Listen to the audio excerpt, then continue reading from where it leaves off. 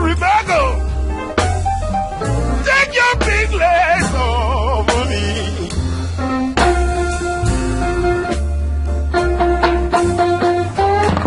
I said, Rebecca,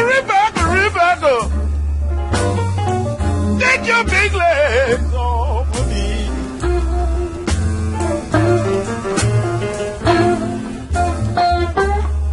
You might be standing at Durham, but you killing the hell out of me. I was young, was having a good time, but was very interested in music. That Eddie Durham is the pioneer of the electric guitar needs to be forthrightly stated and musically illustrated. He added more to the guitar feeling than anybody did.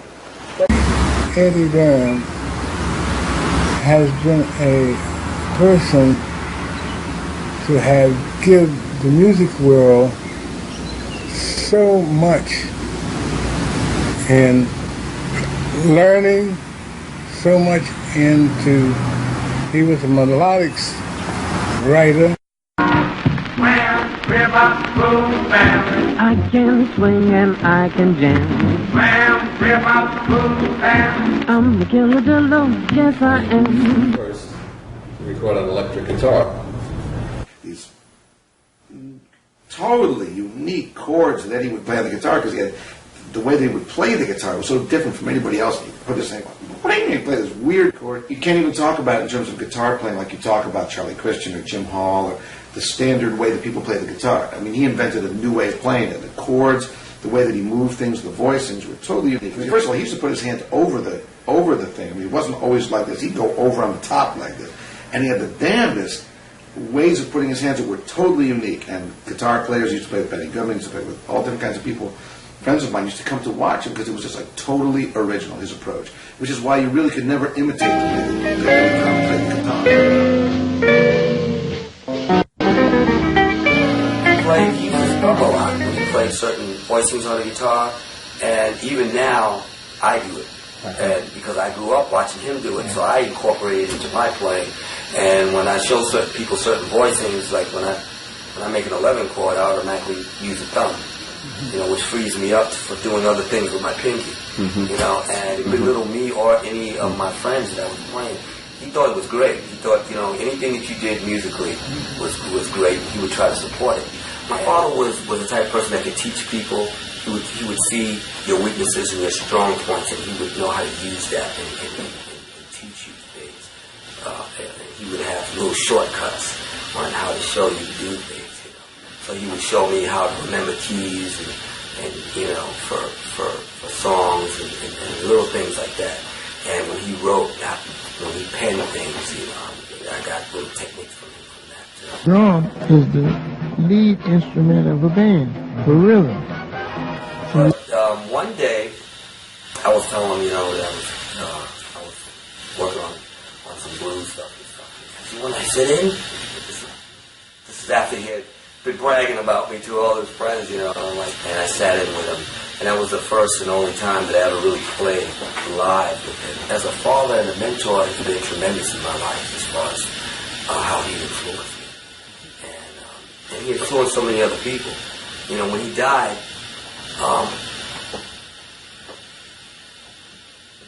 I really didn't get the impact at how much of a humanitarian he was and how much people loved him. Just people. Everyone he ever talked to, he touched in some kind of way. Eddie also had his all-girl group, the Eddie Durham All-Stars, and all these girls were great musicians, and they were a little darker. They didn't get the recognition and the publicity that the Sweethearts did, but they were excellent. They were very good. And in that group, Luther Roberts, saxophone player, Margaret Backstrom, there was a lot of great musicians in that group. The Darlings Rhythm, Josephine Boyd, Jesse Turner, fantastic trombone player from Detroit, Sandy Lee Jack from St. Louis, fantastic trombone player, all from Texas. But Eddie Durham was was the thread through all of that. He knew all the girls, and he would write and arrange for them. And he was always, as I said, he was always a great supporter of the women musicians. He had a certain way of playing it, and what I did that night was sort of a salute to Eddie, because I was playing with him, he would play. He would swing his hand like that. So I did that.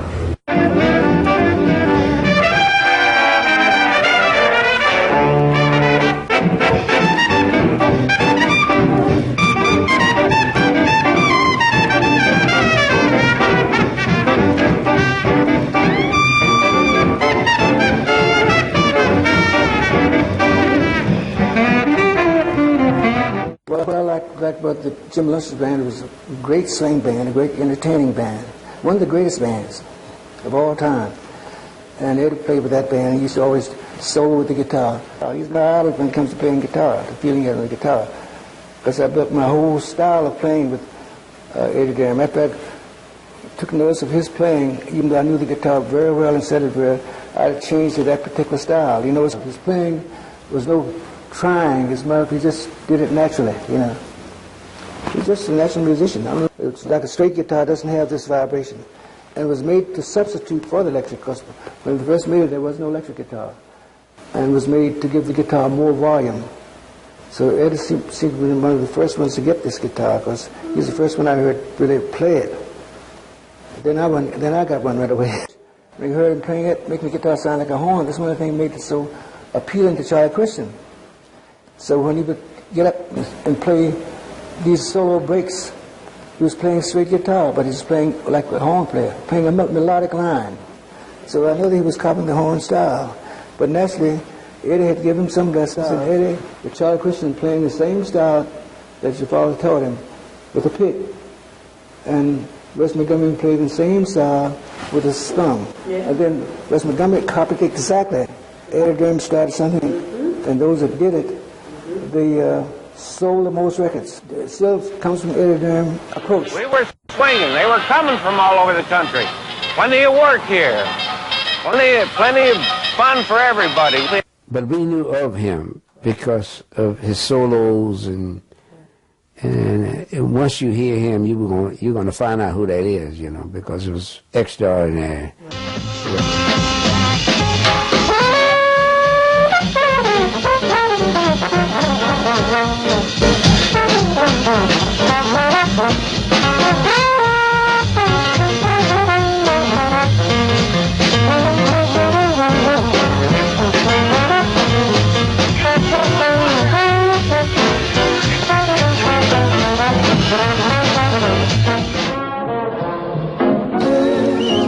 In the 1 o'clock jump, you had that particular name, you wrote.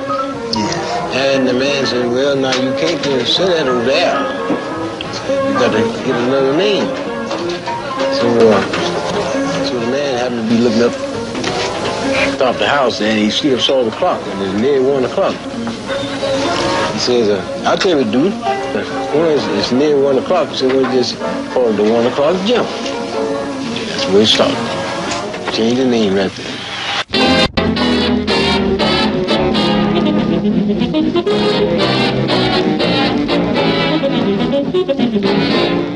Roosevelt played like a stride piano, played good piano and very happy, and he was a happy guy.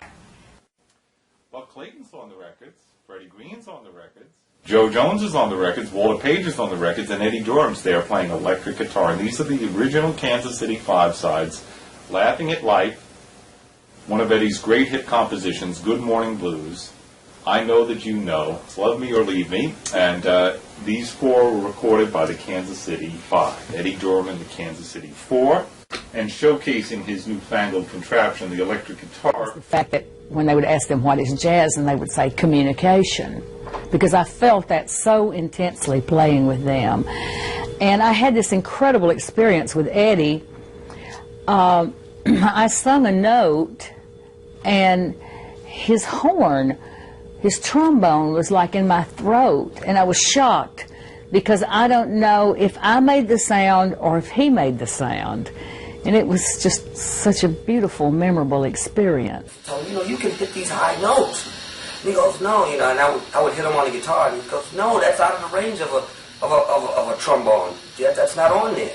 I said, yes, it is. My father does it all the time. He says, what do you mean your father does it? Because he didn't know who my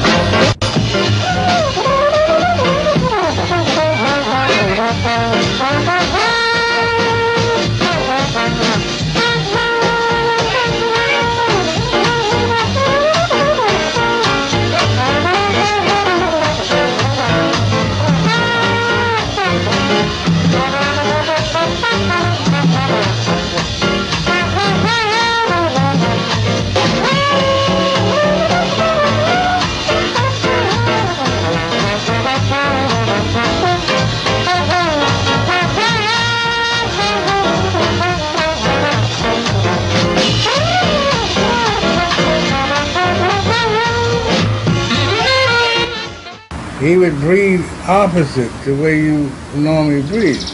When you breathe, you say, like that.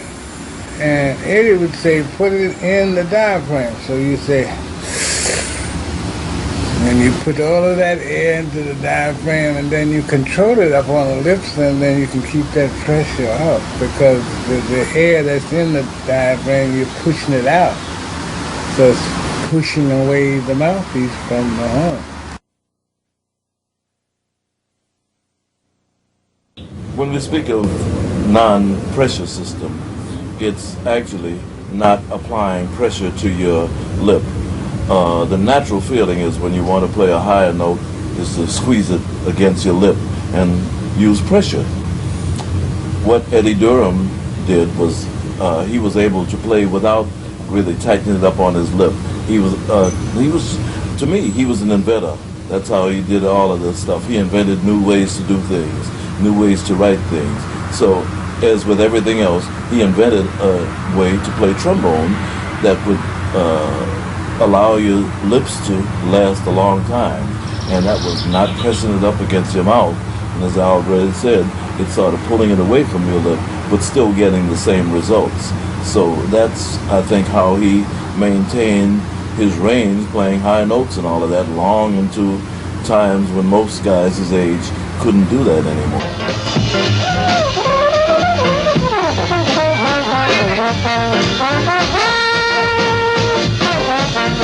So that's his invention right there. Now they have it where they take that way he was doing, and they have developed it into circular breathing, where they keep going, where the stomach rotates with that air, and it keeps pushing it out. Most people who have complex minds are not accessible to other people. He could take a complex thing and explain it to you simply. Most people explain simple things in a complex style. But I think that's really a virtue, when somebody who has a mind that amazing can still make you understand what they're talking about. And he had a way of throwing that trombone out there and ram! And it never went, it was always that one straight sound he had. And it was clear, creamy, and crystal. He was just, it's not about genius, he's a giant genius, or a genius giant. I mean, it's just too bad that people like Eddie can't live forever in the sense of the body being here and the person being here. Not only a father in music, but he was a father in being a true blue person, musically, and he was a very soft person. It's almost like you didn't think Eddie cared about, because he just talked on